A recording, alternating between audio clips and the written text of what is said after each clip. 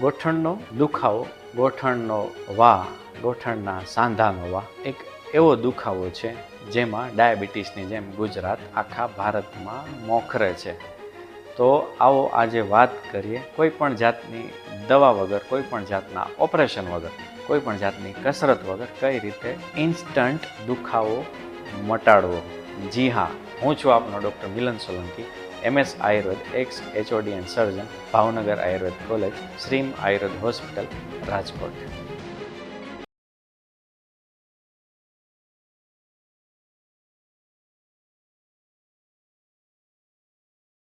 માનવ જાતના ઇતિહાસ અને માનવ સંસ્કૃતિમાં કદાચ એક જ વસ્તુ આપણે નથી જોઈતી, એ છે દુખાવો.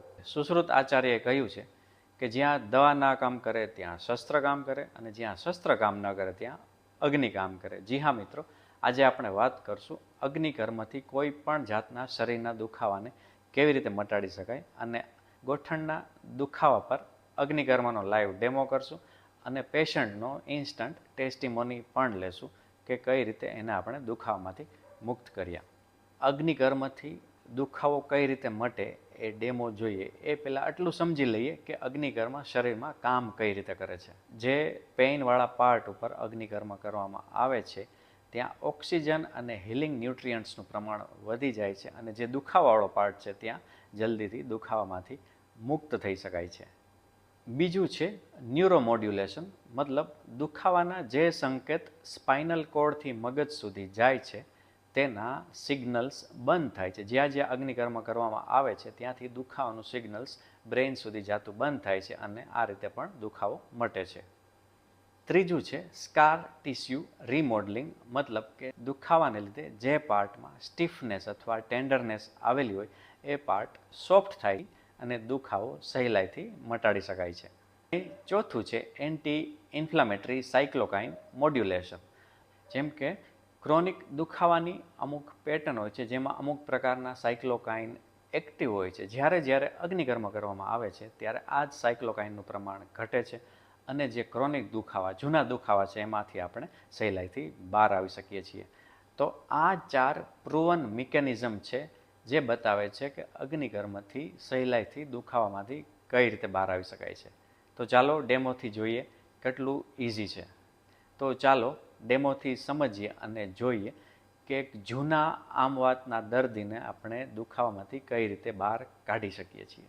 સૌ પ્રથમ તો જે ભાગમાં વધારે પેઇન થાય છે એ પાર્ટને પોઈન્ટ આઉટ કરવામાં આવે છે, બોલપેન કે માર્કરથી ત્યાં પોઈન્ટ આઉટ કરવામાં આવે છે, અને પંચધાતુની શલાકા ત્યાં ટચ કરાવીને ફ્રિક્શન ઓફ સેકન્ડ માટે ટચ કરાવીને એ પાર્ટ પર અગ્નિકર્મ કરવામાં આવે છે. આ અગ્નિકર્મ થઈ જાય પછી એલોવેરા કુંવારપાઠું ત્યાં લગાવવામાં આવે છે, અને દર્દીને 24 કલાક માટે પાણી અડાડવાની મનાઈ કરવામાં આવે છે. તો ચાલો સાંભળીએ માત્ર 5 જ મિનિટમાં આપણે એક જૂના ગોઠણના દર્દીને કઈ રીતે દુખાવામાંથી રાહત અપાવી શકીએ.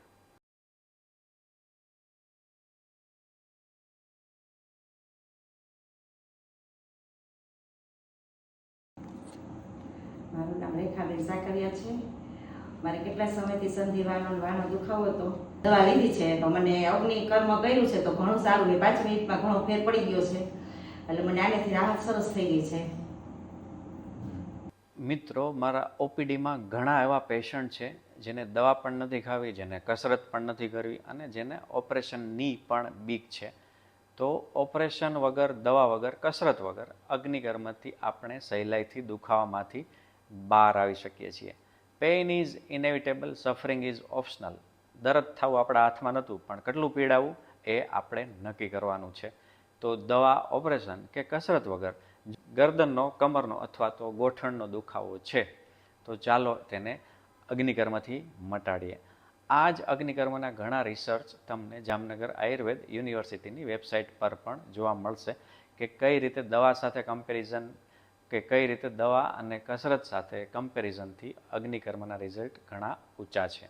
તો આવા જ વિડીયો સાથે આપણે ફરીથી મળશું. જો તમારા કોઈ પ્રશ્ન હોય, આયુર્વેદને લગતી કોઈ મૂંઝવણ હોય, તો આ જ રીતે સરળતાથી એને સમજીને જીવનને આપણે વધુ સરળ બનાવી શકશું. અને જો તમને કોઈ હેલ્થને લગતા, દુખાવાને લગતા પ્રશ્ન હોય તો તમે અમારો કોન્ટેક્ટ કરી શકો છો, અને આવા જ બીજા સરળ ટોપિક સાથે જીવનને વધુ સરળ બનાવવા માટે ફરીથી મળશું. નમસ્કાર. જય ધન્વંતરી.